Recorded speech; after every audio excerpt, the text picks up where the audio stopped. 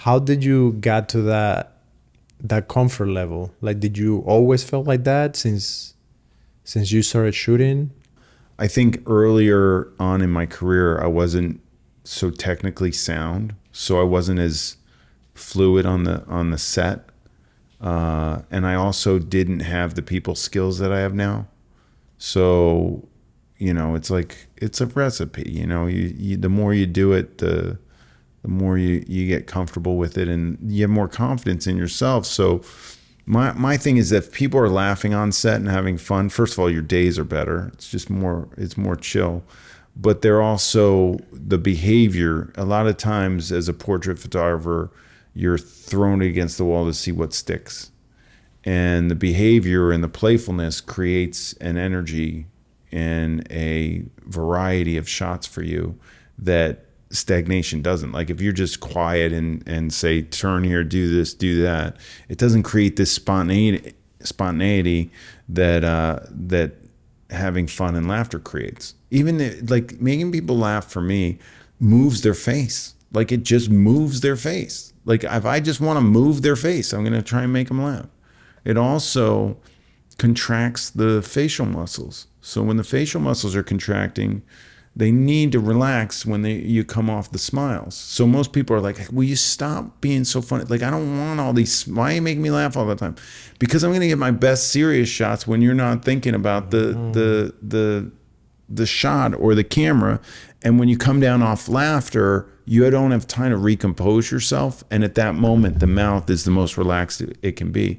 And I get the best serious shots after laughter. So it creates an easier set if people are laughing, they're having fun. So the stress level goes down, the shots get better, there's more variety, there's more movement. It's a win-win all around doing that. So I don't know when it was that, I guess, I'd like to think I have some sort of sense of humor. You do. You got a good situation going on for you. So, yeah. So, I hope that I'm comfortable enough to make people that are around me laugh. And I think if you do that, it's awesome because our job is for me, my job as a portrait photographer is to make somebody forget about the camera.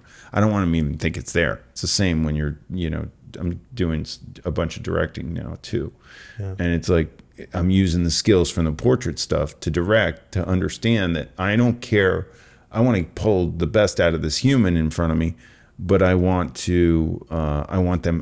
them to think about the camera, because people, when they're being recorded, there's a hesitancy in everybody, not everybody, but in most people, there's this, I'm being recorded thing. I'm trying to, to break that down. Get that out of there. Yeah. For me, that happens also in film.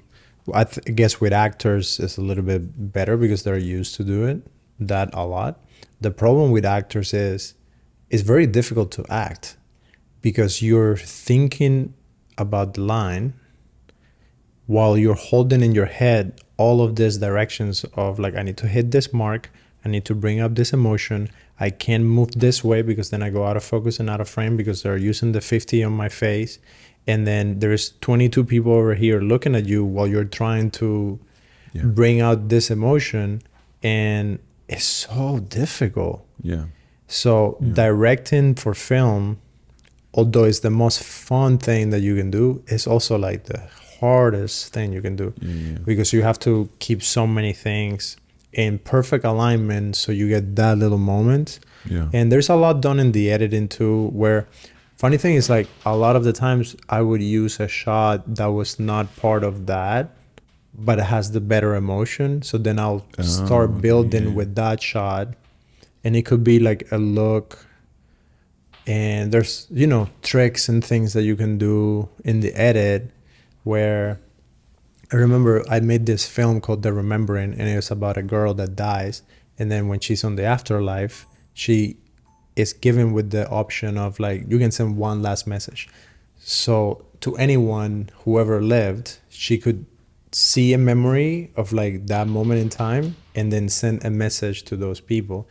And there's a few moments in the film that no one can really see it, but I'm using her reacting to something else, place in a different moment in the film that gives you a different meaning because you're using that reaction.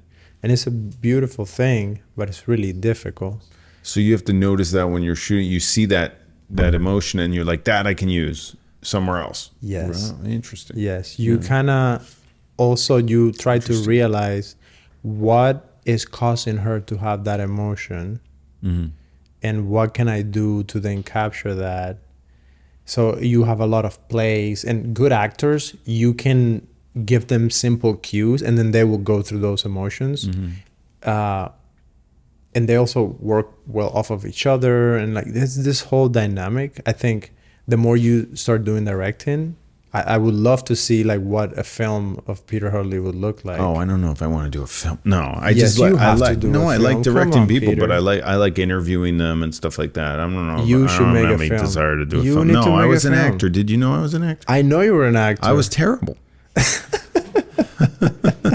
This episode is brought to you by AlphaGuard. They make the best camera skins, and you can also put them on your laptop and your phone. With this, your camera is going to look freaking amazing, and also it will protect it from scratches and the weather. Check out the website. We have the link in the description, and you can get a discount. Check out AlphaGuard. They have the best camera skins in the market, hands down. Make a movie about a guy who's a terrible actor Can and I then tell you becomes a photographer. when I knew I had to quit acting? Nobody's heard this.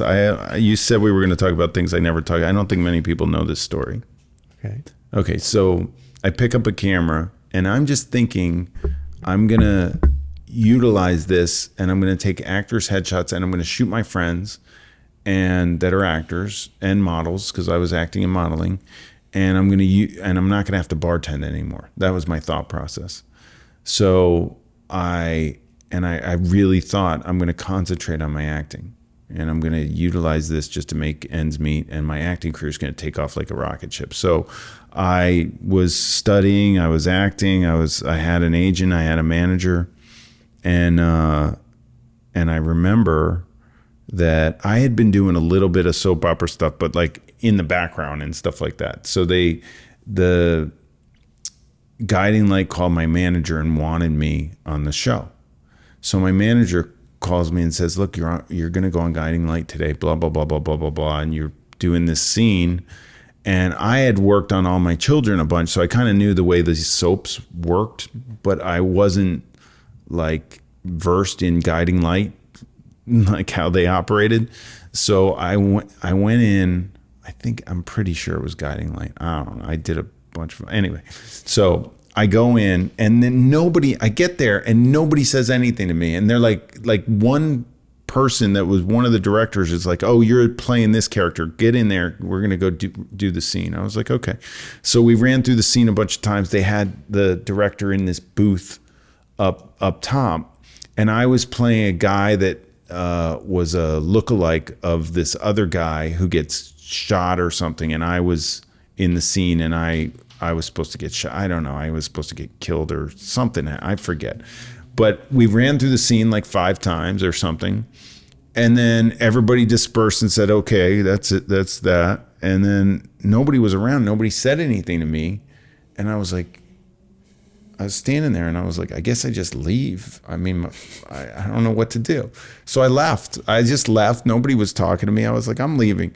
So I left. And I remember I was on a bus on the way to my apartment, and my phone rings, and it's my manager. And my manager's like, where are you? And I was like, I'm on a bus going to my apartment. I finished the scene and everything. You didn't finish the scene. You only rehearsed the scene and then you left. And I was like, yeah, I thought we had shot the scene. Nobody was saying anything to me. I thought they shot the scene, and she goes, oh my gosh. I said, well, should I go back? No, they hate you. They're so pissed that you left and you ran through the scene, and now their whole day's fucked up, and you just go home. I was like, this is a sign. I need to quit acting. I was like, I quit. That was the last thing I did. But you didn't even get to find out whether you were a good actor or not. Well, I knew I was bad there. No, I think you should make a movie, man. Like, at least make a short. Like you got nothing to lose. Okay, so It's a lot of take fun. my plate and let's add to it right now. Yeah, just what are you crazy? I'm drop not gonna- something. At some point in my life, maybe I'll say, you know what, I should make a short, but now is not the time. What else do you got on your plate going on right now? Oh, wow. So you have the studio taking the photos. I got the studio out here in the studio in New York, Burbank, So, and studio in New LA, York. studio Yeah. in New York. Yeah. Beautiful, both places, like Yeah. amazing. Yeah. Then you have the headshot crew, Yep. Headshot crew's been great. and then you have travel with Canon and like all the events and going everywhere. I do speaker stuff. Yeah. Sometimes traveling for that. But most of my travel is for the workshops. So I'm doing my workshops. I teach photographers globally, and so I'm doing like a little European tour. I'm doing a workshop here in a couple days, and then I'm going to Seattle doing one there in a couple days, and then I've got one in Ohio, and then I do Denver, New York. What else do I have on the schedule? Durham, North Carolina. I'm going there. I'm doing a conference of my own in Pigeon Forge, Tennessee, in end of September. So it's a lot of coaching photographers, teaching photographers, and making sure they're all up to speed. Because once I coach them, they're in my subscription. I have a subscription service to coach them and continuous coaching online. Where they also get referrals through the system. So it's an interesting, we're always working on it. We're always trying to develop it and evolve it. And I'm trying to develop the way that I shoot so that I actually became a better shooter because of the teaching. So, and now I'm into this directing. I think it's just a natural evolution for me to do little videos for companies right now. Yeah. I'm doing personal branding for people. I'm just going to do videos that are based on that. I think that everybody needs a headshot. I also think these days everybody needs a video talking about what they're doing. Yeah. So I think I really enjoyed directing people through interviewing them. Like basically getting them, and I've been doing it lately, and it's essentially what I do with a headshot. It's all coaching. So I'm kind of coaching them, but I'm trying to pull things out of them. And I think the acting background was helpful for that. So I use the acting background, but I really am good at being myself, but I sucked when I was having to be a character. So I don't think I'll ever do that again. Well, but maybe what I could do is try to find a way to get you to act in one of my movies. oh, jeez, no. Yeah, you have like John Malkovich vibes. I don't know. Maybe I'd be better now. I think the age thing. I think I was young and I was acting in my late 20s, early 30s. I picked up a camera when I was 30. So this episode on Guiding Light happened when I was like, I did a thing with Hugh Grant and Sandra Bullock that was one of my last things. I had a scene with them. It was awesome. It was really cool. And it was the last scene that I remember doing. I still get paid for it. I still get checks as an actor. I get residuals. I'm like, and they cut it from the film. It was called 2 Weeks Notice. And I remember walking out. We finished the day. I finished the scene with Sandy, and she was walking to her trailer, and I was with her. And because I finished the scene with her, and we walked out the door, and she and I were just talking and walking, and then it was in the streets of New York, and people started running after her for autographs and stuff like that, and that was it. But and the scene was basically me and Hugh Grant. I had to like tackle Hugh Grant he was trying to steal from this store. He wasn't trying to steal. He was trying on clothes, and Sandra Bullock's character like ran out the door, and he went to chase her, and I was the security guard that was like, hey, you can't leave with that belt. And I was like, give me the belt. And then we started tug of war with this belt or something, and then it got cut. And the director was like, you guys just ad lib it, just do whatever. And Hugh's just like, great. And it was really funny. And I wish I had that footage. That would be awesome. Find that, to see me with Hugh Grant and Sandra Bullock. I mean, that I never saw it. So, but I still get residuals. They must know. I mean, I didn't know that you could get cut out of a film and still make, it was in 2003, and I get checks every quarter. And that was 20 years I mean, they're ago. only like $20, but hey. It's still something. You can still get some pizza. Something. That's insane. Oh, well, right now Hollywood is completely stopped. Because the writers? we have the writers, and now the actors are also going on strike. Wow. So everything, like all production has been stopped for like a few months now. Wow. And I don't know when it's gonna resume. It was very difficult, and I don't know a solution for it because the streaming companies have a different economy. So like with that movie, for example, you're getting residuals because they're still playing that movie somewhere. Yeah. It's probably playing like on TV, and they have commercials. Yeah. And the commercials pays for the airtime, and then the airtime they split it. It's like a very straightforward way. Okay, this month we played this many ads, we make this much money, and then you spread that across all the movies that are playing. But with streaming, like there's no commercials, Right. so they have a fixed income every month. Wow. And you pay for your subscription, and then if you watch Yeah. 5 movies, you pay the same amount. If you watch 20 movies, you pay the same amount. Yeah. So everyone is up in arms, and I don't know what is going to happen. When did this all go down? It's just been The writer's strike has been going on for about 70 days now. wow. But even before the strike, there was like rumors of the strike. So for a few months, things were not getting into production because what happens is, if you're a studio and you go into production with something and then the strike happens, then you're in the, like, you have to stop production. So all of that money goes away. And because you don't know when you're going to start production again, you still have like equipment rentals, and there are some people that you need to keep on staff. So you don't know when you're going to resume production. So you never want to go, imagine that you have to go into production. Every day that you shoot out on the street, that you're filming on location, is about $300K expense every day. So if you have a 40-day schedule for a film, and let's say 25 days are out on location, you multiply that by 300, and in a feature film, it could be more. Yeah. 300K was like when I was working in television, that was like a range for an episode. What? Oh Yeah. my gosh. In TV, it's 300K a day. Yeah, so in features it's a little bit more, and that's TV like prime time, like big shows that get the same union rates as the features. So it's a lot of money, and you don't want to go into production if you don't know if you can finish the whole movie. Yeah. So even before the strike happened, because they have the negotiations between the WGA, the DGA, SAG, and the Movie and Picture, like Motion Picture Alliance, which is the MPAA. And like, I don't know how they're gonna fix it. So Wow. imagine for you, like you still get that check. But if that movie was streaming on any platform, I mean, I think, it would be completely different because they do the deals differently.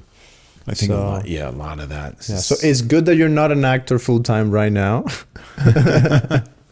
and that you're doing all the photography stuff. So tell me about sailing. yeah. What's up with that? I love it. I grew up sailing. Sailing to me was like the sport. Like that was my sport. So when I went to high school, like kids did, every sport in high school, and I just sailed. I just didn't do anything but sail. In the winter, I'd ski a little bit, and then, but as soon as it got warm enough out, I'd be out sailing. So when I graduated from college, the boat that I sailed became an Olympic class, and everybody was trying to train for the Olympics. So I was like, I didn't know what I wanted to do with my life. I started training for the Olympics, and I didn't make the U.S. team that year. And then I went to New York, but it got me. I got a modeling job because of polo. So I was in the polo ads, and then I went to New York and I got a modeling agency, and I was like, I'll try this modeling thing out. Why not? And then the acting actually came because I had a modeling agent that sent me to a soap opera, and it was all my children. And I got on this, I met the casting director, and the guy goes, all right, I'm going to put you in as an extra, but once you get into an acting class, I'll start to give you some lines and stuff like that. So I was a hospital orderly on all my children. It's funny. One of my good buddies, he was a friend of my brother's, was a doctor on all my children. He had like a real deal, like contract role on all my children. And there's scenes with me as a hospital orderly and him as the doctor. And we've been friends ever since then, but that was before I picked up a camera.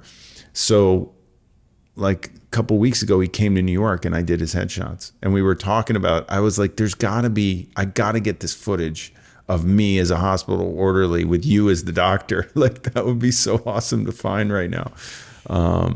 But I remember being on set like the first day, and Susan Lucci came up to me and she's like, "Hi, I'm Susan." And she was like so sweet. I was like, "I'm just an extra and you're coming up to me and being like super nice." I was like, wow. I always liked that when I was doing things where, and I was a kid, you know, but where people that, you know, you would think were, these bigwigs. I mean, she was nice to everybody on set. I mean, obviously to me, some people like blow me away with that. Even the clients that I work with now, when I'm photographing, you know, somebody that's a celebrity or a high-powered CEO or something like that, when they're super nice, like I'm like, wow, it's so interesting. Like they're so cool. It's so cool to just hang with these people.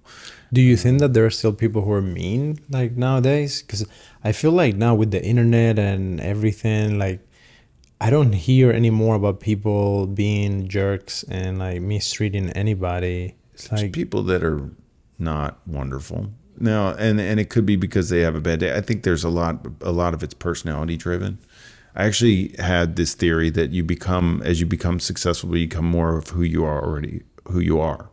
So if you're kind of a mean human being and you become successful, you turn into a complete asshole. Mm-hmm. And if you're a nice human being and you become successful, you just become super nice.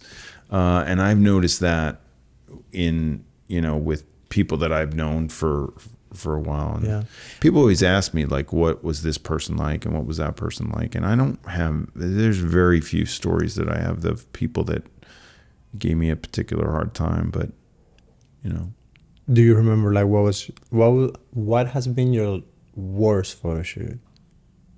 And like high level photo shoot that was like a big deal and then that it went like terrible. Yeah, it was bad. I have one. It was I'm not gonna say. Yeah, I don't want to know who. I just want to know like what happened. It was a famous person who had a very successful film based off of anyway, I had to do a shoot for another film that was coming out, another thing, and it just from the get-go it was everything was bad. And like I said, back when this happened, actually, I was younger.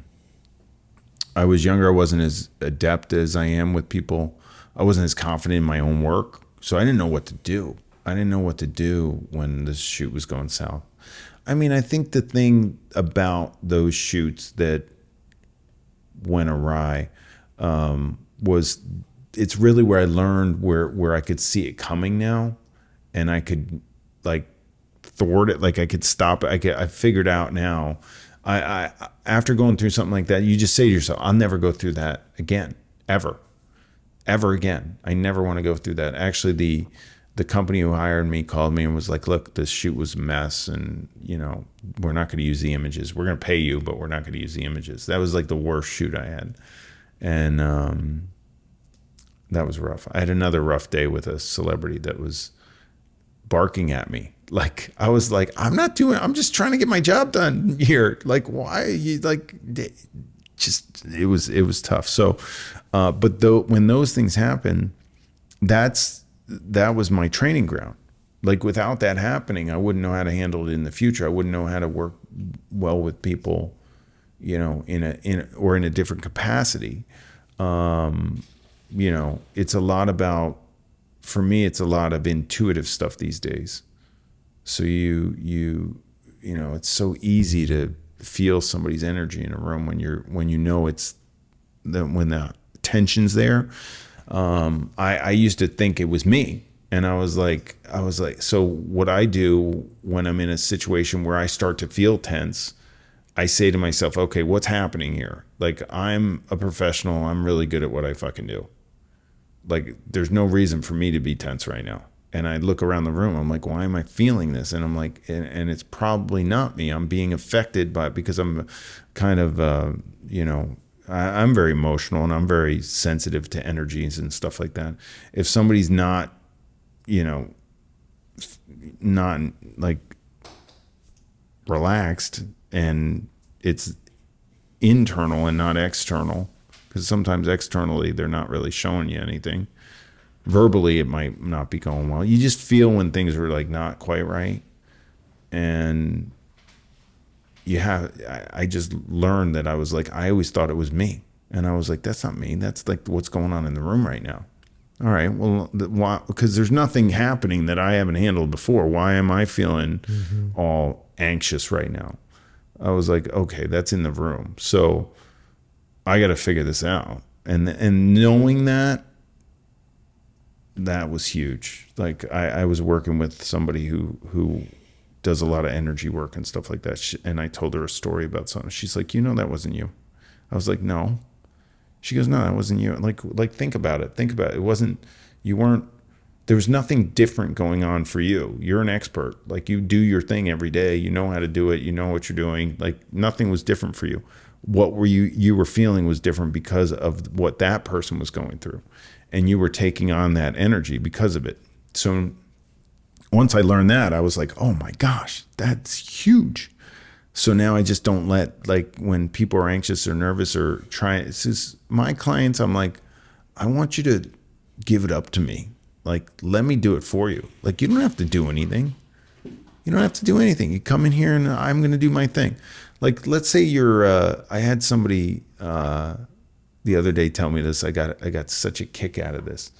I was talking to somebody and they were saying, you're really a professional. Like, would you ever like have a leaky toilet or a leaky faucet and hire a plumber and then the plumber comes in the apartment and you just start telling the plumber what to do?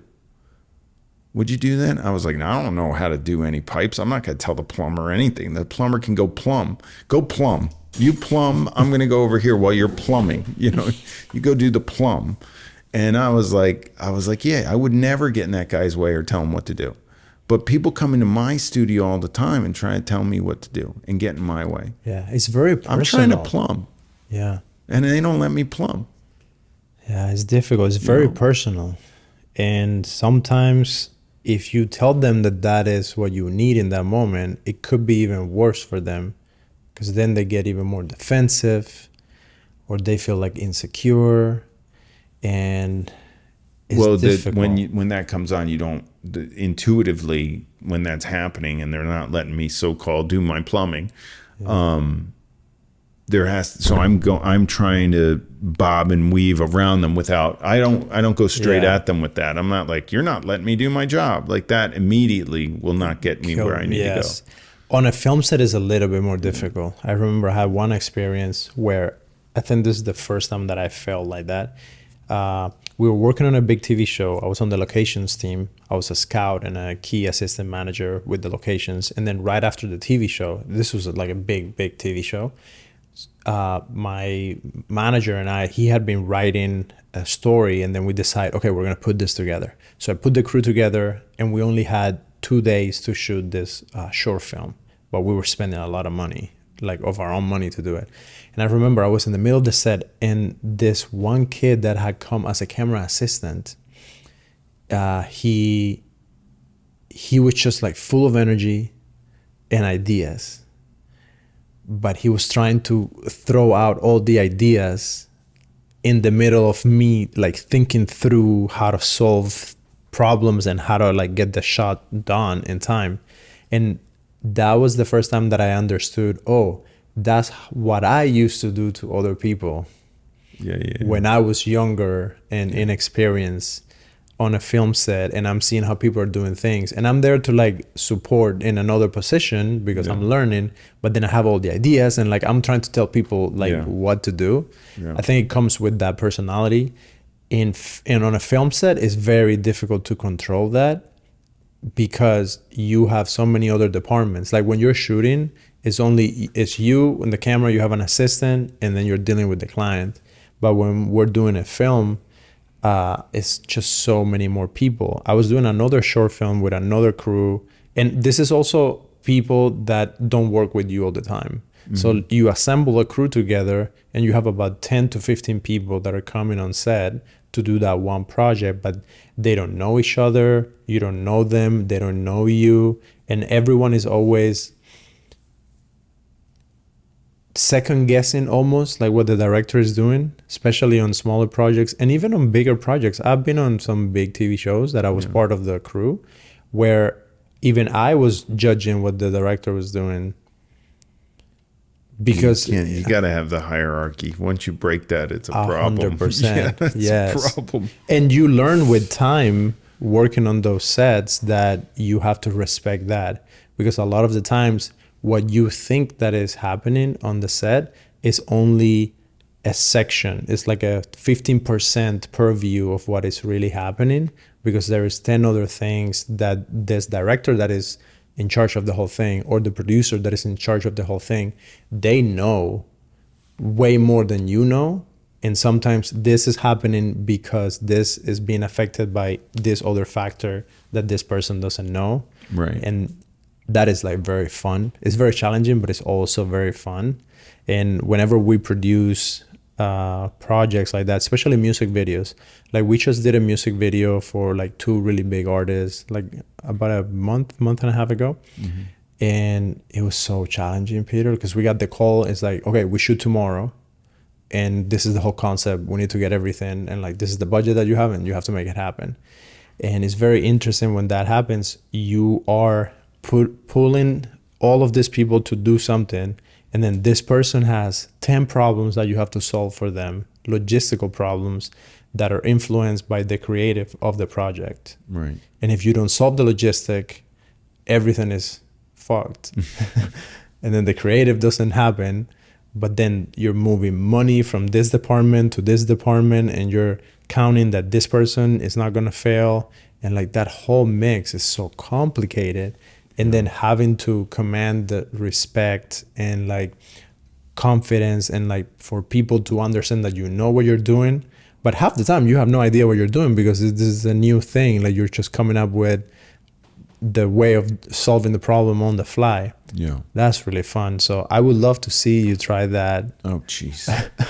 Well, I And because I think you'll do great in it. Like in the middle of a little bit of chaos like that, I think you would be able to play with all the elements to like get the shots that you need and tell the story that you know that you can tell, and pull that from people. Yeah, I'm sure I could do that. I think that'd be fun. I think the thing on a lower level is like when you're on a set and you've got that many personalities to deal with, and then, you know, people trying to be helpful and then over like trying to solve problems.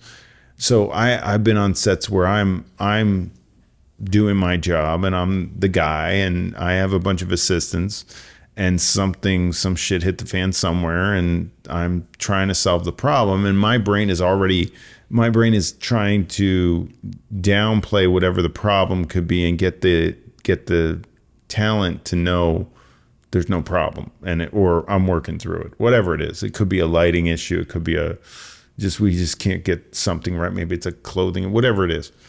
But I've had assistants where they try to solve it verbally, like while the talent's hearing, which makes me not look like the expert or that I'm in control.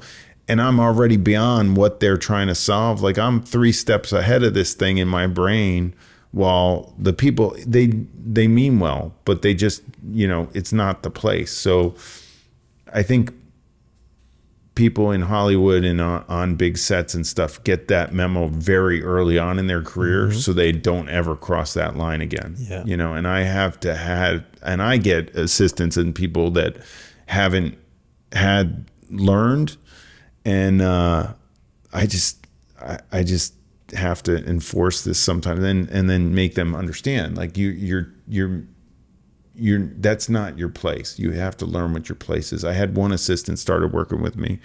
It's always interesting. It scares me now. Like I like to try people out, and I have to tell them, like, I'm like, look, I'm trying you out on this like mediocre job because I can't take you to the big time yet because I don't know you well enough to like the personality of the assistant is so important because I just need them to back me up and just to carry some shit around or something like that.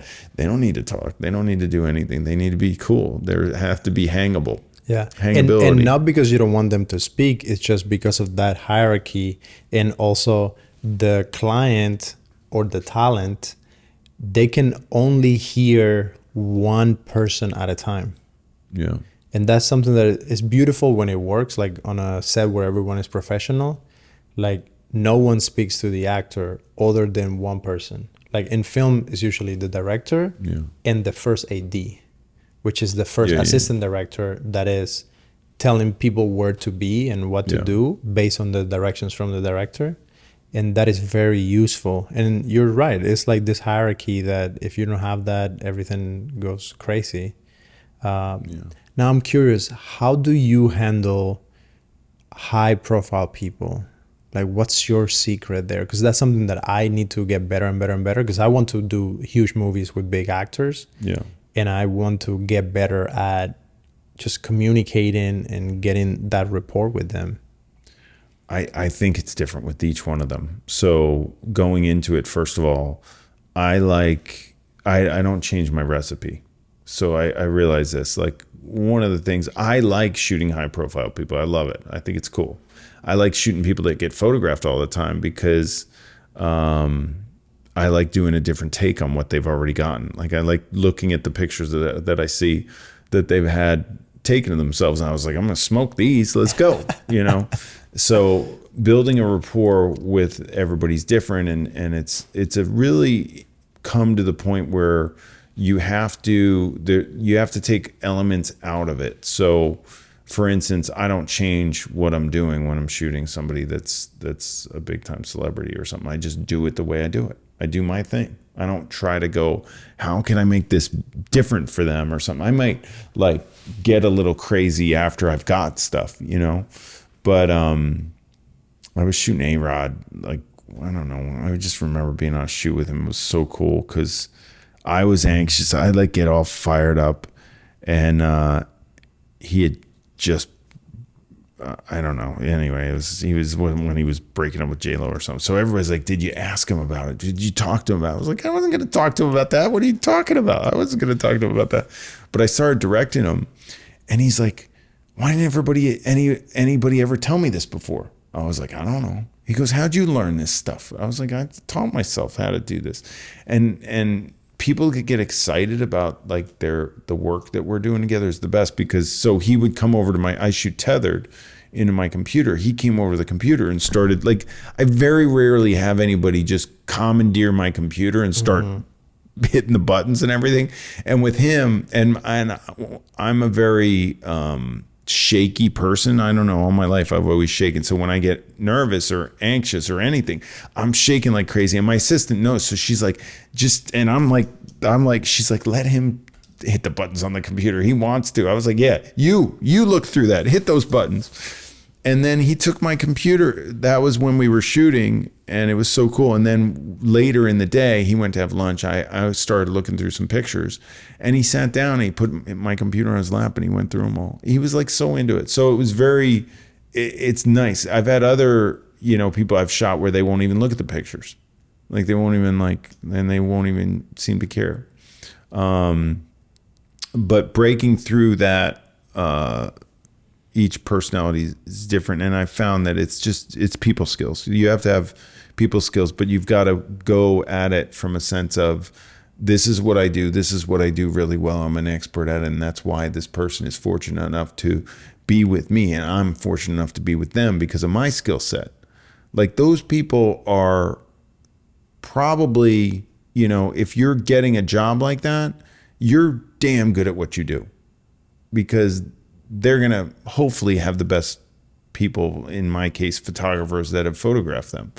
So I'm lucky to have them in front of my camera and they're there because I deserve to be there with them. So I should feel that way. And, I think the thing that is the most important is actually getting the clientele, like actually doing the work. Like the more that you get these people, the more comfortable you're going to be with the tough ones or the easy ones or the this or that or the experience.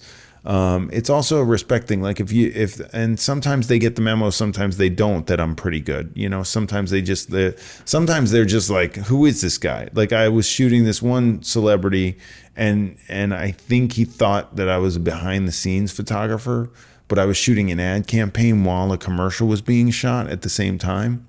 And the director said, is there any way you can do the ad campaign stuff in between takes? And I'm like, and I'm going to pay you $17,500 to do it for the day.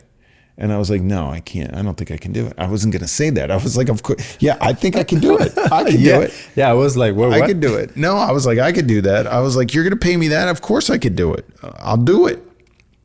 And he was a friend of mine, so I felt very comfortable in that scenario with him, not with the celebrity. So the celebrity did not get the memo that I was good or that I was the ads for the ad campaign. I think he just thought I was taking behind the scenes shots. So barking at me, like every time I pointed, can we get this over with? Do we have to do this now? All this stuff. I was like, oh my gosh, that was the second toughest shoot I had, probably. That was a tough one. So if you had to do this all over again, how would you get those high level clients? How would you go about that today? Oh, to get them to, well, I learned in those situations. But I mean, to get the gig. Oh, to get the gig? Yeah. Well, I'm trying to get the gig still. Really? I mean, why wouldn't you? Why wouldn't you try and get those gigs? I've always been. But it's a lot easier for you now because you have so many connections. Everyone knows you. They don't just fall in your lap, you know. You just and I'm not the best at marketing myself. That's true. I think you're pretty good. It depends. A lot of the jobs over the years came. It's different. Like that one came from a friend. The other one came from I was shooting for a publishing company. I was shooting a bunch of authors for them. And I went through a series of authors, and then, some companies, like you work with them for a while and they just move on to the next photographer, you know. But I have those clients that love me that would like, a lot of authors. So this one author that I photographed, I ended up not shooting for this company for a while because they just moved on or something, it was actually the same company that I had the rough shoot with, so it might have been that they were like, we're done with this guy. And one of their authors was like, wrote a new book, and they said, well, hey, we need to do a photo shoot. He goes, well, you better call Peter. You know, it's those people, those types of relationships that really mean the most to me. And that was that could, that meant the world to me, that guy stood out for me and wanted me, you know. So when that stuff happens, it's amazing. I love it. Who is the best person that has shot you? Best person that shot me, hands down, Bruce Weber. Bruce Weber. I don't know Bruce Weber. Tell me about him. You don't know Bruce? No. Oh boy. You better go look up Bruce's stuff because he's a director too. You got to look at some of his films. Okay. He's I think he's probably, one of the world's most famous fashion photographers. He started my career, told me to pick up a camera, took all these modeling pictures of me for Polo, Abercrombie and Fitch. I did Italian Vogue with him. And then he just encouraged me to pick up a camera, and I listened to him. So I saw him. Richard Avedon had an exhibit in New York going on.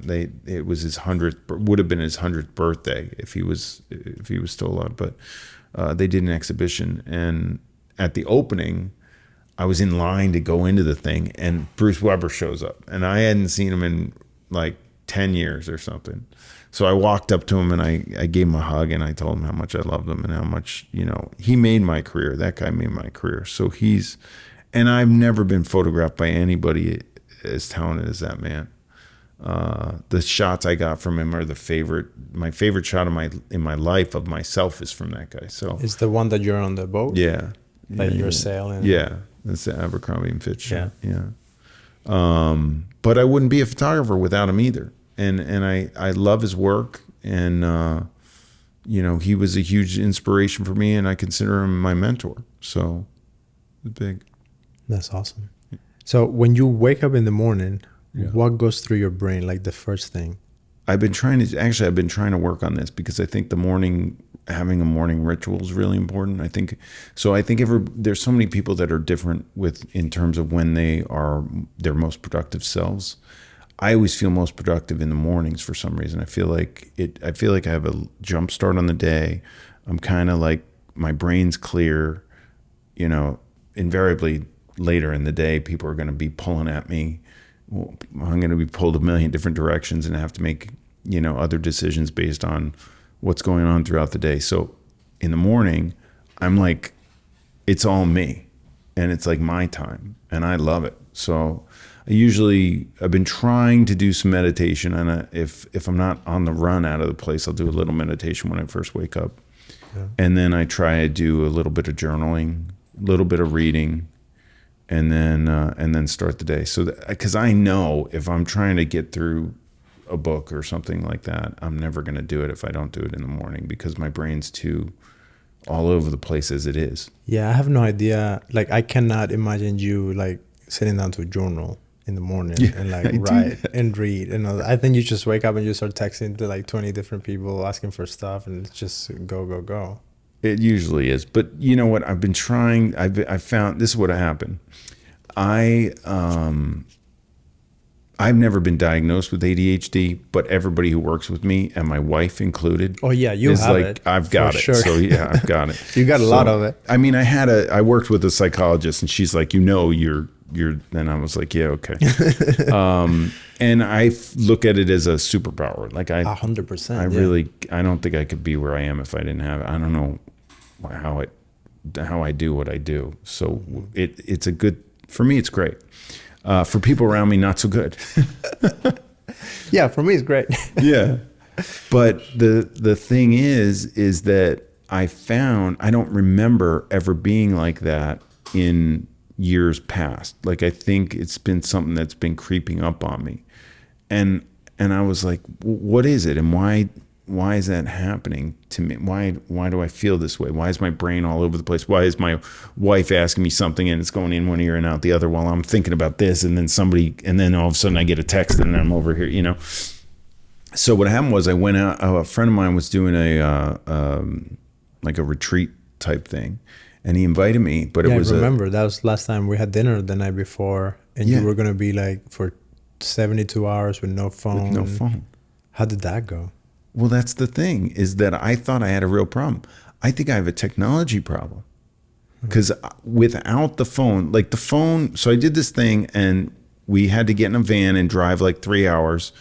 And then we got to this like retreat center place that was really cool. And they took my phone for 72 hours, like 3 days. Well, 2.5 days. And without it, there was no everything. It was like I was settled. I was like, I knew I didn't have it. I couldn't go looking for it. I couldn't dig into it and find anything in there. I couldn't have a text coming to me. Nobody could call me. And I was totally present with everybody at that place and the entire time. And that's when I realized, okay, well, is this a technology thing, or is this really a ADHD diagnosis or whatever, or is it just that? And I found that when I got the phone back, I tried to be better with it, but it's still difficult. You know, it's just it's one of the things that I have to do. So what I've been trying to do on the days that if I'm home, it's a little different when I travel a lot. So it's a little different because when you're traveling, it's like there's so many things coming at you, and it's so different. You can't really plan your day as well. But at home, I plan my day, and I'll wake up and I started doing this. It didn't last very long, so I have to start doing it again. But the phone went from I wouldn't touch it from, like, I was on a sleep schedule too. I was trying to get myself together. So I went on this sleep schedule. I think sleep's really important. That's one of my things now. I'm like so into it. I'm like so. But this is recent because like when you and I met, you were sleeping like very little. You were like just going. Because I remember I went one of the second to last trip. We were shooting all day, I think with Evie, and then we went and had dinner and we came back and then we edited and I was doing stuff and you were doing stuff and we didn't go to bed until like midnight or 1. And then in the morning we did the other podcast. Like I got up at 6, you came in at 7, and we were like another full day of like shoot like the whole day.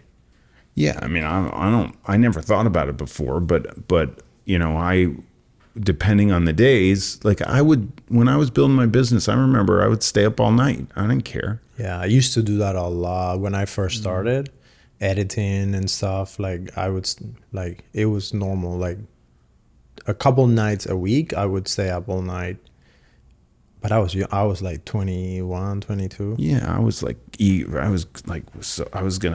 I need more time in the day to make this thing work. Like I was like, I need to work all night or whatever. So I would do that. But now I realize that getting like the rhythm of the sleep in, I have a problem where I wake up in the middle of the night and I can't go back to sleep. I wake up at like 3 a.m, like every night. And then I go to bed at like 4:30. Like for an hour and a half, I'm sitting there like, and I'm trying to figure out what to do with myself. When that happens to me, I get up and go to work. I go write. Those are the best times to write stuff to me. But it doesn't happen to me that often. Yeah. It happens to me every night, almost every night. Depends. But I think that, you know, if you can get in a routine. I love to travel, so I'm traveling all the time. So and I'm traveling for work too. So it's hard to be in a routine when traveling. But at home, I try to be in a routine. Except for Yeli's, like she's on the opposite. She'll stay up till like 2 a.m.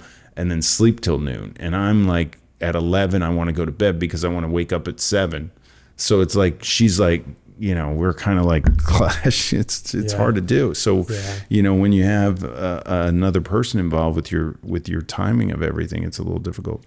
How have you been able to manage that throughout so many years? Because you guys have been married for like how long? 20? 22. We just did our 22nd anniversary a month ago. Yeah. Give me some wisdom, Mr. Peter Hurley. Oh man, you know what? I think that, well, for me, hands down, it was picking the right one at the get-go.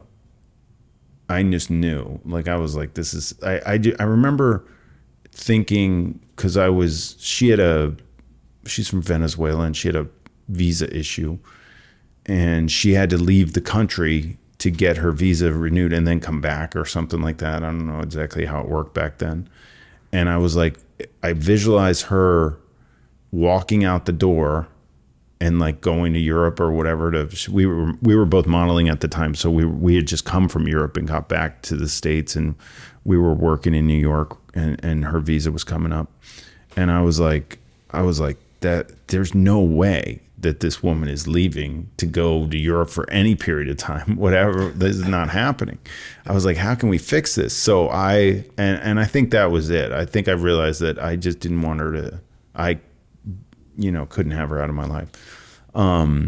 But then I went to my agency, and I went to the owner of the agency, and I said she was with one agency, I was with another, but her agency wouldn't do her working papers for the modeling. And this guy said, he goes, yeah, I'll do it. It's fine. I could do it for her. It's going to cost this or whatever, but I'll do the visa so she doesn't have to leave. I was like, oh my God, that's awesome. So I go home, I run into the apartment, I'm like, you're never going to believe this. The owner of my agency said that he's going to do your papers for you, and that we're set. This is great. And she just starts crying. And I'm like, I'm so excited, and she's crying. I was like, what's the problem? She thought that I was going to marry her, so she didn't have to go through the whole visa thing. She could just marry me, and we'd do that. And I was young and dumb and just like not thinking about marriage. I was like, I wasn't even thinking about it. You And I probably was didn't like, even know that with that you would fix the problem, probably. yeah, I didn't know. I was just like, I got it solved. And anyway, so, and then I'm like, I remember it was going to be like $3,000 to do the visa with the agency. And I was like, well, that saves me $3,000 and my dad's going to pay for the wedding. So I'm like, who's going to do that? You know, back then you're like thinking like, I was like, I didn't have any money. I was like, this is great. So no, I think from the get go. And the other thing is having somebody who allows you to flourish. Like she allowed me to do what it was that I needed to do to get the job done, to be able to do what I've done, is because she was very supportive of everything that I did. And to this day, you know, and then kids came into the mix and she forgot about me and went, it was all about these two. So now they're 20 and they left, they're out of the house and she doesn't know what to do with herself again. So it's really interesting, the coming full circle on this. But yeah, I think mainly, with her, but the being on different schedules and stuff, sometimes we fight about that stuff. It's like, I want to go to bed, she wants to watch TV. I'm like, okay, well, you know, throw some AirPods in and put it on the computer or something. So do you need to go to bed like with her to fall asleep, or you can go to bed anytime? Oh no, that couch looks good. I can fall asleep anywhere. Like I travel so much, and my wife's always like, she freaks out on planes and she can't really sleep well on planes at all. And she's like, we'll get on the plane, we'll sit down, and I fall asleep before the thing takes off. And she looks at me like you're out. I'm freaking out that she doesn't like flying that much. So she's freaking out that we're on a plane and I'm just crashed. I'm just passed out. Like I just pass out. I can sleep. I can fall asleep really, really quickly, which is interesting. I like tracking my sleep with this Whoop thing. Yeah. This thing. And I'll go to bed. So I've been trying to stay on this 11 o'clock to 7 a.m. schedule. Mm-hmm. I've been screwing it up, but I want to get on this 8-hour thing and try, and then at 7 wake up and start that morning ritual, meditation and journaling and stuff, reading. So this thing tracks like when you sleep. So I'm like, and I'm up with her and I'm watching the clock and I'm like, all right, it's 11 o'clock. I was like, I'll go to bed now. And then I'll look at the Whoop in the morning and it'll be 11:02 that I fell asleep. Wow. It's like, I'm out. I'm like done. Do you think that all of that is a little bit overrated? Don't you feel like we're all struggling to try to make that routine and like go to bed at the same time? And I feel like I'm a very disciplined person. And like, I want to have that routine. I want to do 10 to 6. Yeah. And I'll be able to do it for like 2-3 days. And then something happens. Yeah. Something like knocks out the schedule and then it doesn't work. And I feel so bad about myself. And I don't know if we have had so much like social media and videos and YouTube and all the self-development people and everyone telling us like what time to go to bed, what time to wake up. And I feel like if we don't do that, we're failing somehow. We're not good enough. And then I see most people that I know, everyone is struggling with that. Like, I don't know. It's just me. I don't know. I think it depends what people care about. Some people don't really think it's that important, so they don't put a priority on it. But I think everyone would say that is important. Like everyone would say, yeah, getting up early is very important. And like, you're not going to be successful unless you wake up early. And I agree. Like, I agree with that 100% because I'm my best self the days that I wake up early and I'm able to get a head start on everything. Like, I feel more accomplished and I actually get more things done. But I don't know. It's like, I'm afraid that we're self-imposing on ourselves this ideal that we have to get 8 hours of sleep at this time from this time. But then life is not like that. Well, the thing is that you what you do is you decide that that's what you want and then you go for it. And then when you screw it up, you don't have to, kick your butt or anything. You just got to be like, all right, let's reset. Let's just do it. Get it going. Sometimes I get disappointed if I screw it up. It's more like for me, I if I wake up in the morning at 7 and I went to bed at 11. And no, sometimes I was going to bed at 11. The alarm, this thing like vibrates at 7, or you, once you get into it, you don't even need to, like, your body knows it'll wake you up. But sometimes in the middle of the night, I do that wake up thing for a couple hours. So 7 will come and I'll be like, well, I was just awake for 2 hours in the middle of the night. I'm going to let it go till 8, or I'll sleep till 8:30 or something. And then I'll wake up and I'll be like, shit, it's 8:30.